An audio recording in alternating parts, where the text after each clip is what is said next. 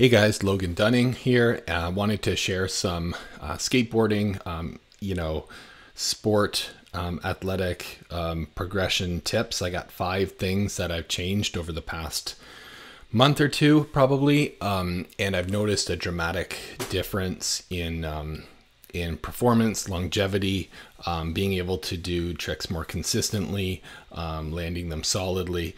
So I'm just going to list these 5 things, and maybe a couple of them, will work for you.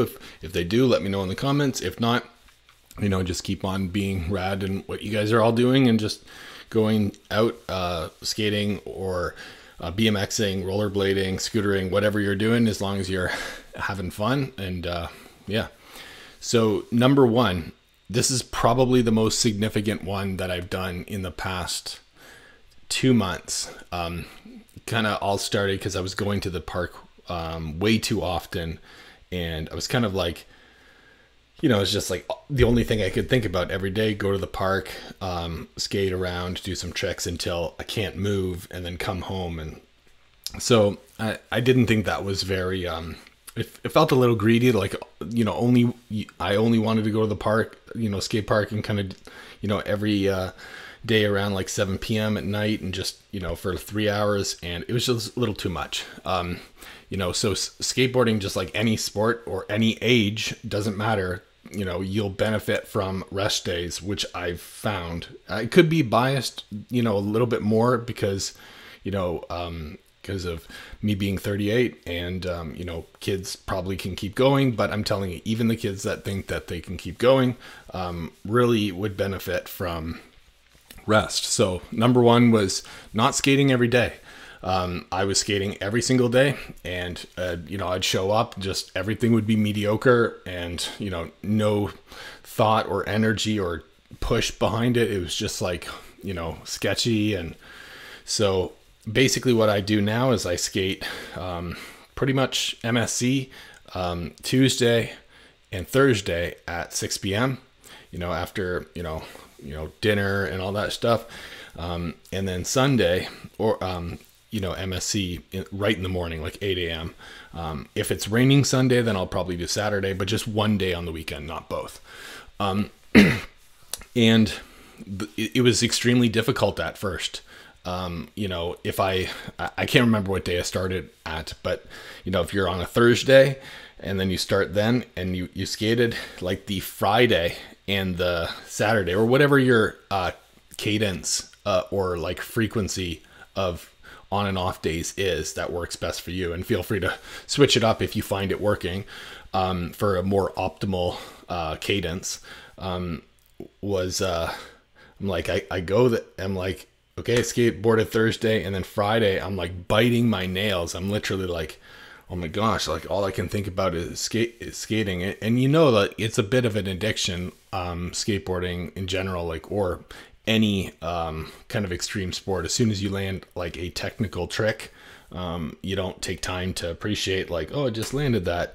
You're just like, oh, what's next? And that's skate greed, which, like, I'll talk a little bit in a sec. That's another tip. But yeah, so not skating every day, adhering to some kind of a 1 day on, 1 day off rest schedule can be huge for not only muscle gains all over your body, which, regardless if you want to be building muscle or whatever, from any age, from, the really little kids out there that really want to push skateboarding really hard, or, I saw, I think it's like 3 days ago, I saw like maybe a 70-year-old woman on a scooter, which was amazing. It's fantastic. It's with her husband on a scooter as well.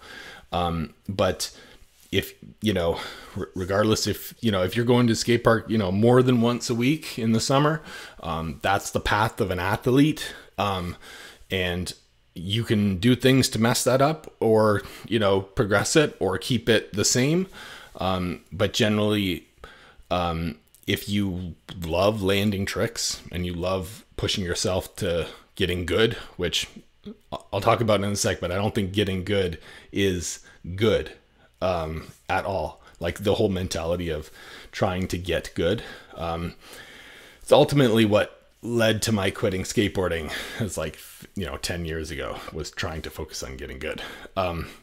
But if you get stronger, legs, core, chest, arms, anything, it does help every area of your sports, including mental work when you're in school, at work, wherever.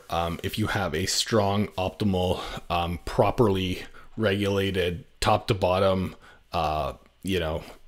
physical, structures, everything's perfect, and we're not perfect. You're working towards getting to an optimal level, both mentally, physically, organically, diet, all that stuff. It's going to help you land all of these amazing tricks that you so want to, like, you that's what we're working hard for, right? So so tip number 2 I have is sleep. So again, not skating every day, every other day. That's the rest and recovery part, right? Majority of your healing happens, I believe, in sleep, right? So if you can get a more optimal sleep, you will heal faster. So we're talking about that time when you get injured and you're like, oh, I just wish my ankle or whatever would heal. Injury in general. If you're trying to expedite the healing recovery of an injury, you probably want to get your sleep correct and optimal. That goes for stimulant, sugar, caffeine. The half-life caffeine is 6 hours. So that means it's fully out of your body after 12 hours. So if you had, let's say, Monster energy drink or tea, coffee, soft drinks at 9 a.m. in the morning, then they're fully out of your body, so to speak, by 9 p.m. So if you go to bed, depending if you had one at 1 p.m., it's out of your body at 1 a.m. And because caffeine blocks the I'm not sure if it's a neurotransmitter or neuro whatever it is. It blocks adenosine, which is it's the molecule or whatever it is that makes you feel tired. It just blocks tired. So when you have caffeine, you're not getting energy. You're just the tired feeling is suppressed. So you don't get any energy at all from caffeine. It seems like that, but it's a big giant duping. It just prevents the feeling of tired. It blocks tiredness. So that when ATP and adenosine and all that stuff, they go in there to make you tired throughout the day, and then you sleep, that's when you're going to heal and recover. So you definitely want to make sure at least you have no stimulant, sugar, chocolate, caffeine. Probably if you go to bed at 10 p.m., you probably want to have your last cup of whatever caffeinated beverage around 9 a.m. or 10 a.m. So that's one thing. And then kind of in the same realm of sleep and diet and nutrition is no intoxicants at all. If you really want to land tricks, get good, be at the most optimal level of your ability to do everything that you ever wanted to do and progress at a dramatically rapid rate, you're going to want to completely have no intoxicants, drugs, sedatives, alcohol, start eating healthy, and proper hydration, water, and electrolytes. For example, if you went to, let's say, skate park at from 7 to 9 and you shredded hard, and then you went home, and then you smoked marijuana, or you had alcohol, or did whatever kids are doing these days, teenage kids. But basically your body starts trying to fight off all of those intoxicants. So you won't actually heal as quick. So you'll be in this kind of sedated sleep, right? And then your sleep, even though you fall asleep quick, it's not proper quality sleep. So you wake up feeling stiff, swollen, everything just feels like you feel tired, like your body hurts. But yeah, to each their own, and everyone's going to want to do things differently. But if you are looking for that maximum performance as on the extreme sports path of an athlete, just having fun and landing everything you ever wished you wanted to make, you're probably going to want to completely abstain from all intoxicants, alcohol, sedatives, and, you know, eating healthy, making sure you're drinking lots of water, electrolytes, and again, cutting off caffeine, sugar, stimulants, you know, by 9 a.m. in the morning, you know, to have that proper circadian rhythm of sleep. By the time you get to bed, then, you know, you're going to just close your eyes and fall asleep, and it's going to be an incredible sleep. If you ever go to bed and you can't fall asleep, there's probably something in there going on that shouldn't be there at that time, or you're going to bed too early, or you might be a little bit hungry. You do want to go to bed, you know, with that empty belly for the most part. But if your last meal, let's say you go to bed at 10 p.m. or, you know, midnight, if your last meal was, let's say, 6 p.m., you know, that might be too long. You might be just tossing and turning all night because you're really hungry. So, you know, try to keep the, you know, last meal like from 2 hours from when you go to bed. So if you go to bed at 10, make sure that like nothing later than 8 p.m. I've just found that personally helpful for me to make sure that, you know, the body focuses on uninterrupted healing, sleep and recovery instead of digesting and, you know, again, if you eat too much food right before bed, a lot of people use that as a sedative. So they'll eat a bunch of whatever to pass them out because they can't fall asleep. So easier said than done. You know, you have to really, really work hard at this stuff, and it depends on what you want.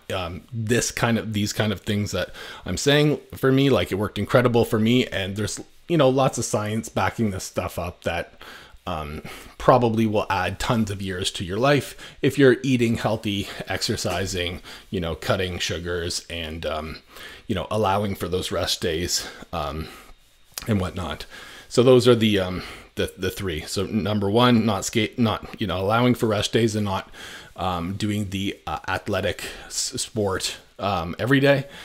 You know, optimize your sleep levels, reduce caffeine, stimulant, sugars, and no intoxicants at all, alcohol, any kind of sleeping pills, sedatives, eating healthy, staying hydrated is not just water, it's also electrolytes. So if you can get a very low calorie, potassium, calcium, magnesium level, you know, the ones that I use are BioSteel and little thing like that, 10 calories per, you know, little carton of milk, kind of, you know, little self-serve carton of milk, packaging.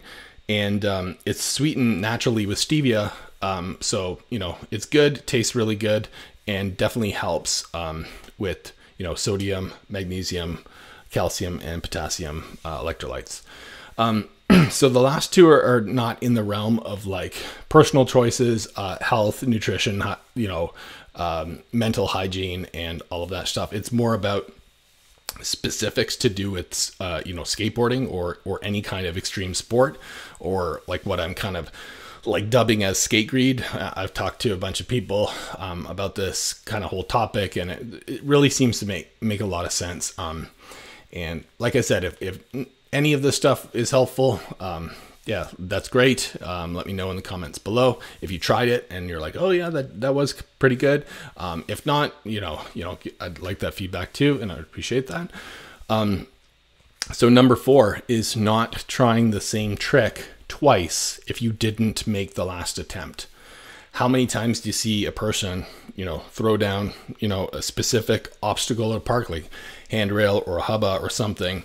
They get really close, like the sport will hand you like a taste test, or like, oh, see, you could, pretty easy to land it, right? But it was like kind of a duping, because it gets you in this perpetual repetitive skate greed loop where you're like, oh, I gotta get it. So you'll spend like, you know, half an hour, 45 minutes trying this very difficult trick, and that's skate greed right there. Because what you're trying to do is you're trying to get, I think a lot of people confuse it as working hard, but I think it might be working hard, but that's not necessarily working smart. You could probably get that trick way faster if you didn't do that trick.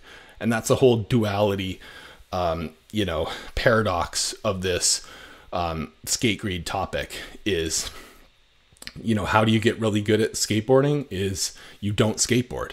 Like, don't at all do it, right? And that's the first point where you're like, don't skate every day, because the harder you work at these sports, like, oh, I'm going to go out there, I'm going to practice for 4 hours. Or like, no, the harder you work at them, the less you'll get. You know what I mean? It's not about the, so anyhow, getting back to the throwing the trick down, the person is wanting to get. That's skate greed. Like, they're just in this perpetual tunnel vision loop. You feel really tight, constricted, constrained. It doesn't feel loose and fun, right? So the opposite of like getting good would be like having fun, right? And so getting and having, right? It's the polar opposites of, you don't have to get if you already have. It's the same as appreciation and like greed, or, you know, whatever the opposite of greed is. You know, so basically the approach that I took that was really helpful to me is at a skate park, not trying a trick in the same obstacle. If you didn't make the last attempt, like, I will deliberately go to a different part of the skate park if I missed a trick, because I'm very cognizant of getting caught in that skate greed loop of like, no, I should be able to do this. I can do it all the time. Like, just bury that mental, you know, that's not helpful at all. I just started like kind of flowing around and having fun, and completely having no agenda, and just kind of hopping on things, like just kind of like whatever, and like happy-go-lucky kind of thing. Like, it was like a forced thing, because I didn't, you know, grow up like that. It was more about, you know, getting good. And I'm now to a point, well, almost to a point, compared to when I was like, you know, 16 to 18, is like almost better than I was as a kid. Definitely more consistent and solid. And so yeah, skate greed's a real thing. Just focus on having fun, you know, flow around, like no agenda. You're not trying to do anything or get anything. You know, if you go to the park and you're like, I really want to get this trick. I really want to do, as soon as you say I want, or you have a feeling of wanting, tricks won't look natural. They'll look like you're seeking some kind of agenda. And then when you miss them, if you ever find yourself getting mad at missing a trick or something, that's skate greed completely. Because you're like, no, I'm good. I should have this trick. I can just, like, I used to have it, so I should have it now.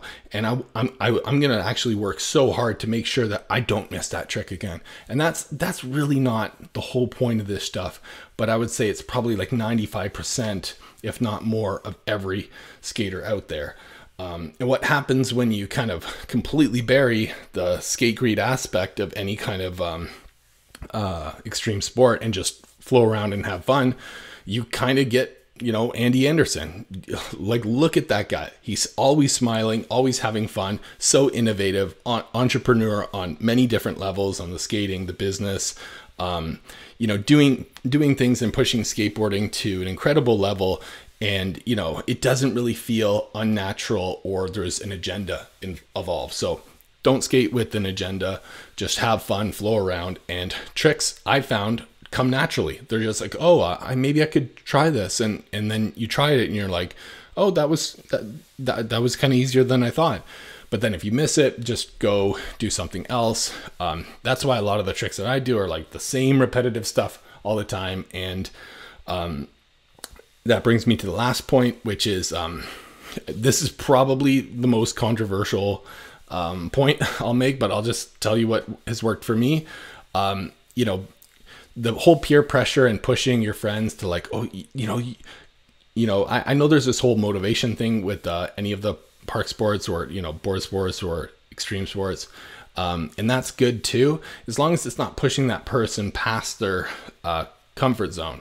Like, so if you're thinking, like, just personally, if you're like, oh, I could probably do this, and then you think about it, and then you get a lot of, you know, your heart's pounding a little bit, like you can tell the adrenaline's coming, you know, and you're like getting nervous about that. And it's really kind of like, if it feels like that, it's not time, right? What, like, at least in my experience, what I've found is, there's some, you know, bigger, higher hubbas and rails and and off ledges and stuff that I never used to ever hit. And just in the past, I would say like month or so, I just kind of felt comfortable hopping on those. Like they were just like the little ledges, but they were just slightly inclined or slightly higher. It didn't matter, but like I never felt like, oh, I should really push myself to try to do this. And then when you get on such a high horse or whatever, you know, the bull kicks you off, and then you like break, you know, sprain your ankle or something like that. But I just felt like it was just kind of natural, felt like trying it kind of thing. It wasn't this like really rev yourself up like, oh, why can't I jump down this handrail, or like, come on, I can do it. Like if you're feeling like that, that's again, the wanting is higher than the current comfort level. So I like this last point, point number 5 here is for me at least, trying not to step outside your comfort zone. Very controversial to everything out there where, you know, they say, oh, you have to put yourselves in situations where you are uncomfortable. That's the only way you'll grow. And, in my experience, like at least in the realm of extreme sports, hasn't always been great. By the time you hop on that crazy big obstacle, your heart is pounding and you slip out and you just lock up and, you know, sprain your ankle.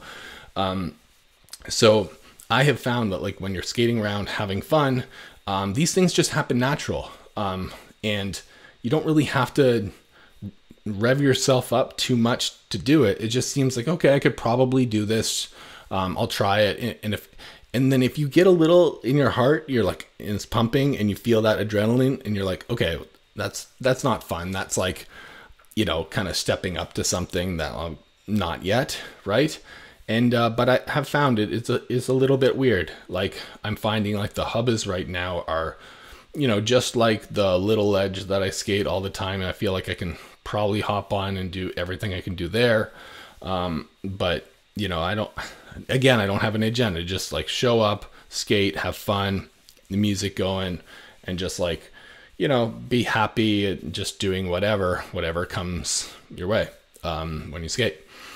So I hope that you guys found some of this helpful. And this is what, for me, at least personally, in the past 2 months has allowed me to, I think like personally push my skateboarding to a level where I didn't think I could ever get to. And it's, it just feels like kind of easy, you know, you just have to, you know, follow basic, you know, laws of thermodynamics and sleep and recovery and kind of just everything that, you know, you should be doing, but you aren't. Easier said than done, I know, but depends on what you want, you know, like if you really want those tricks and to like, you know, be able to, you know, perform at those levels, sometimes these are the things you got to do. But yeah, so, you know, just to go over it one more time, if it's helpful, number 1, you know, don't, do the same athletic sport, every day. Don't go to the skate park every day. Just like working out, you have leg day, you have, you know, upper body day, alternate, whatever. You don't do leg day every day of the week, 7 days a week. Number 2 is, you know, get your sleep right, minimize stimulants and caffeine, sugar, chocolate, you know, at least before noon. And number 3 is, try to be completely intoxicant, alcohol free, drugs, sedatives, eating healthy, proper hydration and electrolytes. Number 4, not trying the same trick twice if you didn't make the last attempt, because there's a risk there that you'll slip into skate grade, which is like this perpetual infinite loop of just trying to get what you want, which seems like this, you know, toddler that's greedy, that thinks they're working hard, but they're just really not accepting.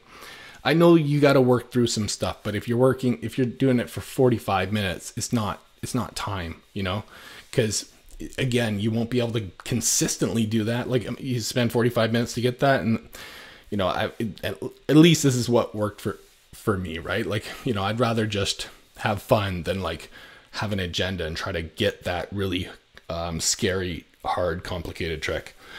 And again, to each their own. Again, this is just what worked for me. And number 5 was, again, probably the most controversial, which is trying not to step outside of your comfort zone. I found personally that this stuff just naturally comes, kind of almost when you get bored of doing the same stuff. You're like, I'm doing the same stuff everywhere. Like, maybe I'll just try this and see how it goes.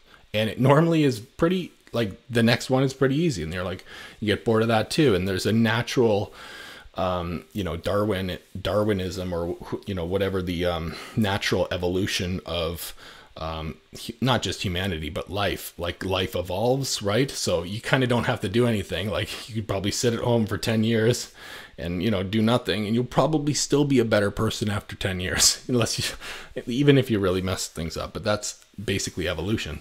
Yeah, so just have fun and evolve, you know. Yeah, hope you guys enjoyed, and see you next time.